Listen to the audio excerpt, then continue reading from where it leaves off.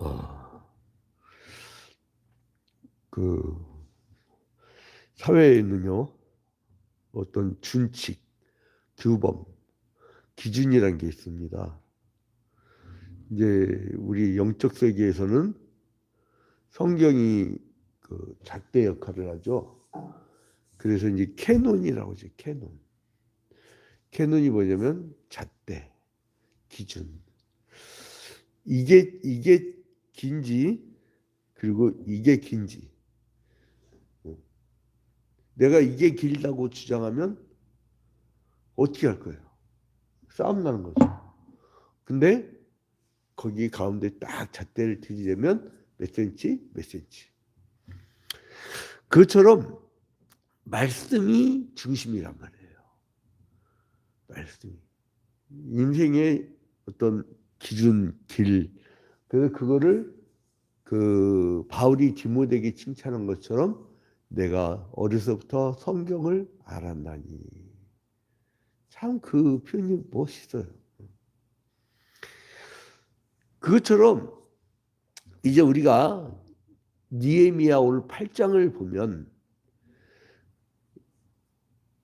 바벨론 포로로 끌려갔던 유대인들이 그 70년 만에 돌아올 때 첫 번째는 수르바벨이 고레스 칙령에 의해서 그러니까 페르시아 왕국이 바벨론을 무너뜨리고 집권했을 때 바벨론은 중앙 집권제였지만 페르시아는 지방 분권이었단 말이죠. 니들 지방 자치를 해라. 그래서 이제 돌려보내는 거죠. 그게 고레스 칙령이고 두 번째 귀환은 에스라에 의해서 이제 귀환하게 되죠. 아닥사스다 왕이 이제 허용해서 세 번째로는 니에미야에 의해서 와서 성벽을 재건하잖아요. 성벽을 다 그 온갖 방해에도 불구하고 이제 그걸 다 완공을 하죠. 그리고 나서 이제 학사 겸 제사장인 그 에스라의 지도 아래서 이제 토라 그들이 이제 발견한 토라라고 하는 율법. 토라는 그 창출 내민신 모세 오경을 의미하죠. 그 말씀 중심으로 부흥운동이 일어납니다. 그래서 이제 온 백성이 광장에 모여서 에스라가 율법을 낭송하는 소리에 귀를 기울여요. 그리고 이제 에스라 시하의 중간 지도자들은 백성들이 율법의 의미를 분명하게 깨달을 수 있도록 분방 공부하듯이 구역 예배 드리듯이 그거를 다 흩어져 갖고 일일이 해설을 해줘요. 잠깐만요. 지금 신청이 들어와서.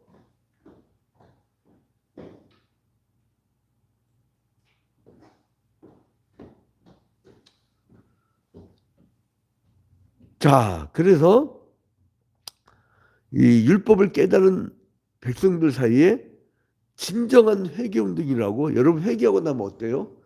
여러분 체험했죠? 예수를 처음 만나고 막 감동을 받고 회개 기도를 하게 되면 막 눈물 뿌려 회개한다면 굉장히 기분이 좋죠. 기쁨이 넘쳐납니다. 기쁨이. 기쁨이 넘쳐나요.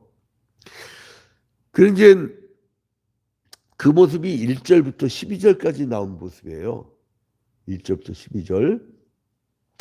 1절에 보니까 이스라엘 자손이 자기들의 성읍에 거주하였더니 일곱째 달에 이르러 모든 백성이 일제히 수문 앞 광장에 모여 학사 에스라에게 여호와께서 이스라엘에게 명령하신 모세율법 책을 가져오기를 청하매. 2절에 일곱째 달 초하루에 이 7월 1일은 이들에게는 굉장히 중요하게 여기는 7월이었단 말이에요. 이 7월달은 무슨 절기가 있어요? 초막절. 초막절은 뭐를 기념하는 거예요?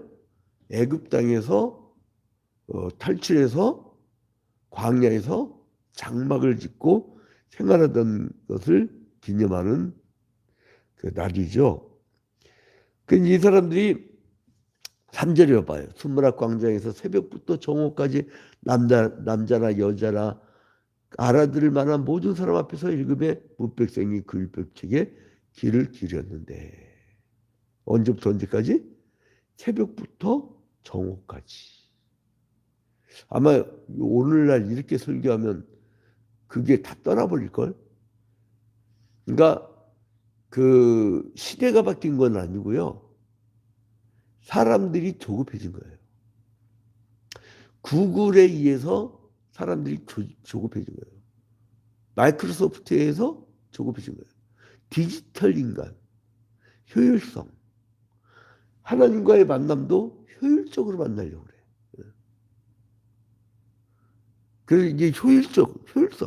효율성은 신앙이 없다는 얘기죠. 왜 그렇죠? 하나님은 창세 전부터 영원까지, 재림 후 이후까지 하나님 장관 세월을 천년이 하루같이 우리를 기다려 주신 거예요. 그 오랜 동안 우리를 구원하기 위해서 기다려 주시고 우리를 바랐던 그 하나님의 기다림. 폴트 인간들 급해. 해결 시간도 없나? 막 바삐 막 살다가 인생 맞춰지고 나서 내가 왜 이렇게 살았지? 그 후에 이미 뭐 지옥 가갖고 어떻게 하려고. 그래서 이제 이런 대대적인 부흥운동이랄 때가 7월이었는데 이제 백성들이 7월 절기가 초막절이었다는 걸 말씀을 듣다가 이제 알게 돼요. 그래서 어떻게 해요?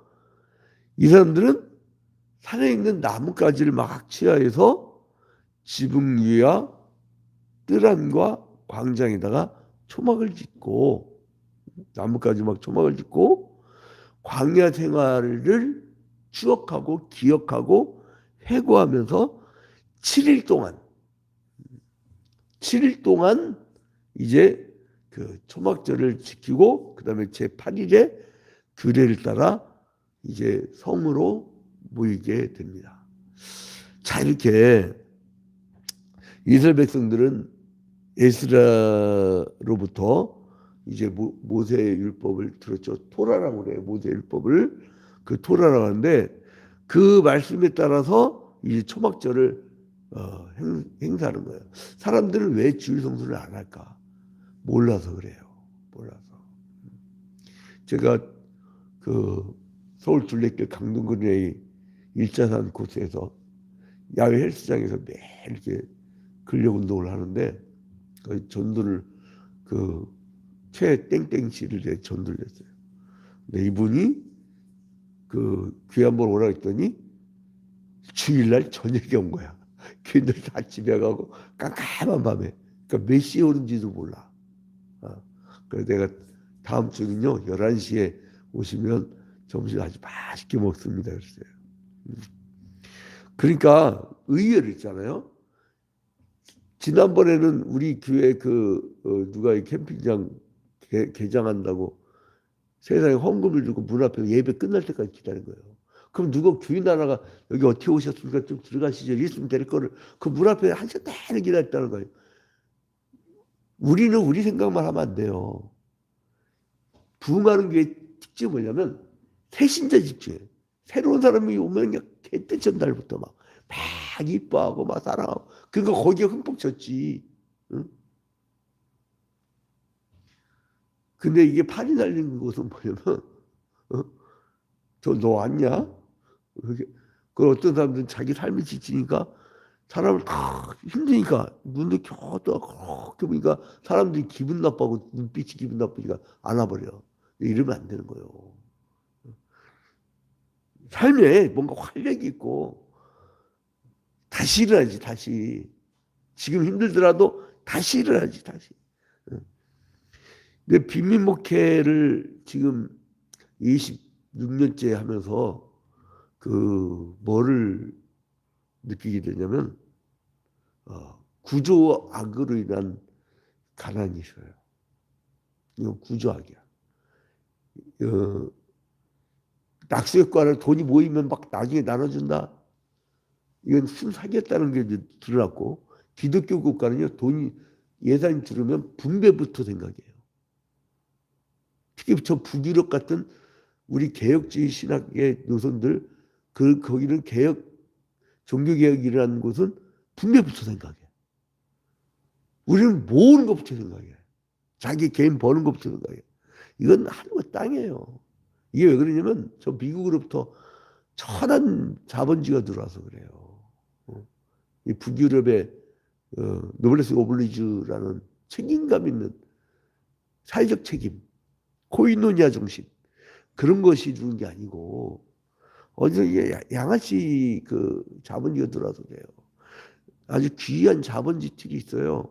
막스 베베가 얘기했듯이 그 부지런한 그리스도인에 의해서 자본주의가 생겼다고.